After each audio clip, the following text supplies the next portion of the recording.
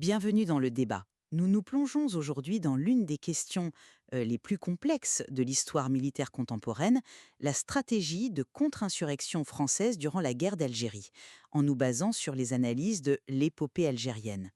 La question qui va nous animer est de savoir comment une armée qui a remporté, disons-le, la quasi-totalité des batailles, a pu au final perdre la guerre.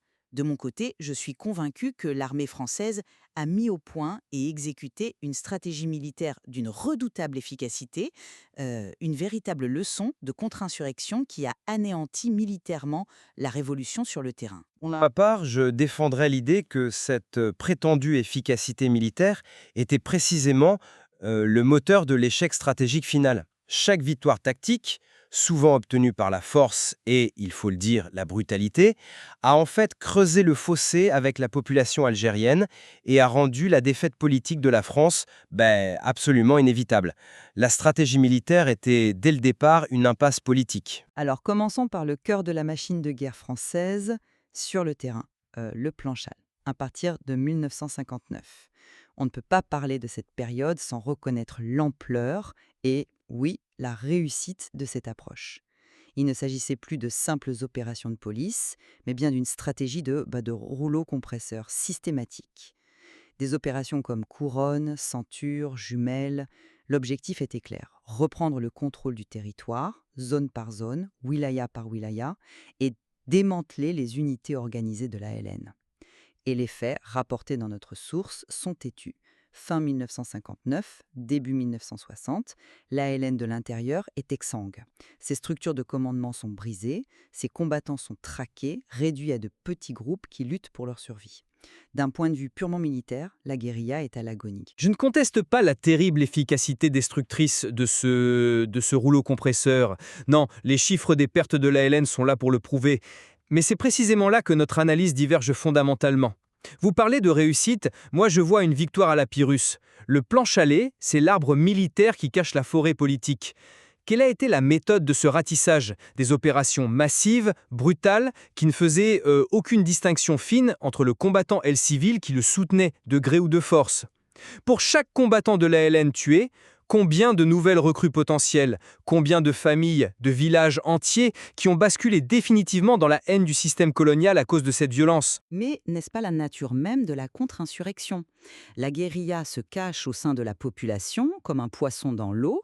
Pour attraper le poisson, il faut parfois vider l'aquarium. C'était une logique de guerre, dure je vous l'accorde, mais une logique qui visait à priver la LN de son sanctuaire. Isoler la guérilla de la population était l'objectif stratégique numéro un. Mais vous ne l'avez pas isolé, vous avez fusionné sa cause avec celle de la population algérienne. C'est toute la différence. En traitant des villages entiers comme des ennemis, en généralisant la suspicion, en multipliant les exactions sous couvert de responsabilité collective, l'armée a offert au FLN sa plus grande victoire.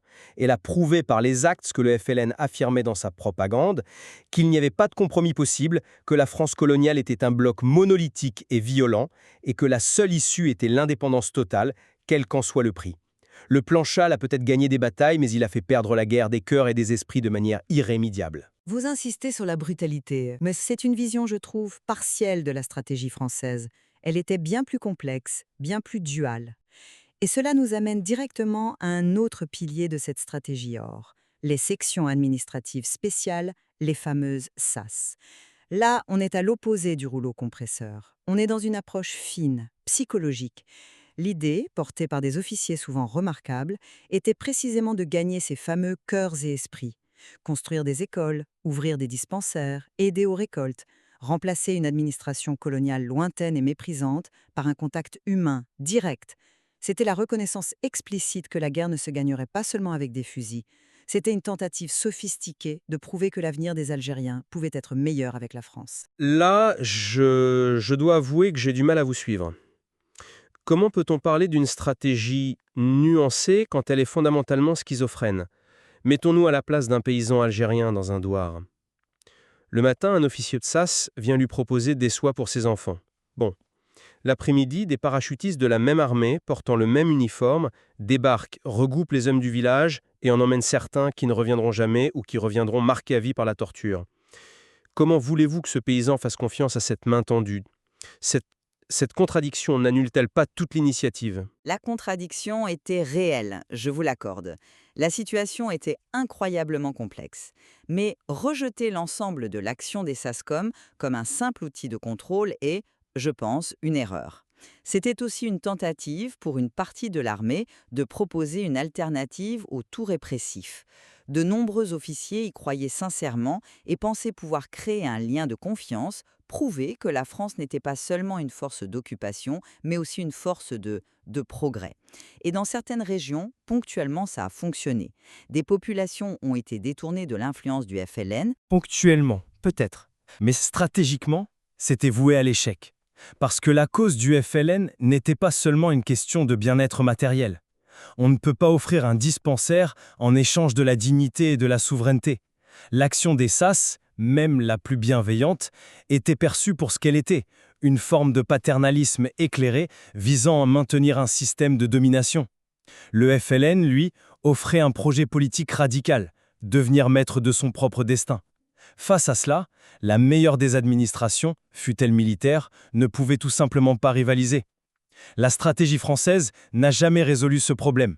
Elle cherchait à administrer le problème, le FLN cherchait à le transcender politiquement. Et pourtant, cette administration, ce contrôle du terrain, a été complété par un coup de génie stratégique quasi imparable, les lignes Maurice et Châles. On parle beaucoup des cœurs et des esprits, mais une guérilla a besoin d'armes, de munitions, d'argent et de renforts. Ces barrages électrifiés et minés le long des frontières tunisiennes et marocaines ont été d'une efficacité redoutable. Ils ont créé une véritable cage. L'ALN de l'extérieur, puissamment armée, se retrouvait incapable de secourir ou de ravitailler les maquis de l'intérieur. C'était l'étranglement, la mise sous vide de leur rébellion. Un coup qui, combiné au plan Châles, aurait dû être fatal. Vous appelez ça un coup de génie, mais un barrage qui force votre adversaire à changer de terrain pour vous affronter là où vous êtes le plus faible, est-ce vraiment un succès? Pour moi, c'est une erreur stratégique majeure, aux conséquences immenses. J'admets que le défi logistique pour la LN était colossal, mais regardez ce qui s'est passé. Incapable de forcer la décision militairement à l'intérieur, le centre de gravité de la révolution a basculé. Il est passé du djebel algérien au couloir de l'ONU, aux capitales des pays non alignés, à l'opinion publique internationale. Le GPRA, le gouvernement provisoire, a été de fait contraint de décupler son action diplomatique. Oui, mais cette action diplomatique n'aurait eu aucun poids sans une résistance persistante sur le terrain, même affaiblie. Si l'ALN avait été totalement éradiqué, le GPRA n'aurait pu représenter qu'un gouvernement en exil sans aucune base. Les lignes ont affaibli la guérilla au point où elle n'était plus une menace existentielle, ce qui aurait dû donner à la France le temps de mettre en place une solution politique. C'est là que je ne suis pas d'accord. Le symbole de la résistance suffisait.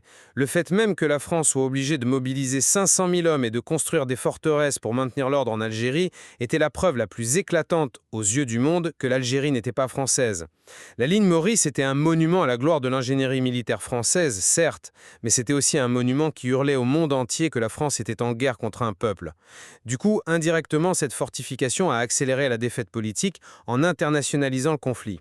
La France s'est retrouvée à devoir justifier sa politique à New York, un terrain où ses chars et ses hélicoptères ne lui servaient plus à rien. En résumé, je maintiens que si l'on évalue la stratégie de contre-insurrection française en Algérie à l'aune de ses objectifs militaires, neutraliser la guérilla, reprendre le contrôle du territoire, couper ses lignes de ravitaillement, elle fut un succès indéniable. L'armée française a rempli sa mission. Si la France a perdu l'Algérie, la faillite n'est pas à chercher sur le terrain, chez les militaires, mais bien dans l'incapacité du pouvoir politique à Paris à capitaliser sur ses succès pour imposer une solution politique viable. C'est un échec de la volonté et de la vision politique, pas de l'outil militaire. Et je conclus en affirmant le contraire. Un outil militaire qui, par son mode d'emploi, rend l'objectif politique final impossible à atteindre, n'est pas un outil efficace, c'est un outil défaillant. L'objectif stratégique n'était pas de tuer des combattants de la LN, c'était de conserver l'Algérie française. Or, chaque victoire militaire obtenue par la torture, les regroupements forcés ou les bombardements de villages renforçait le nationalisme algérien et la légitimité du FLN. La stratégie militaire n'était pas séparée de la politique, elle était la politique française en Algérie.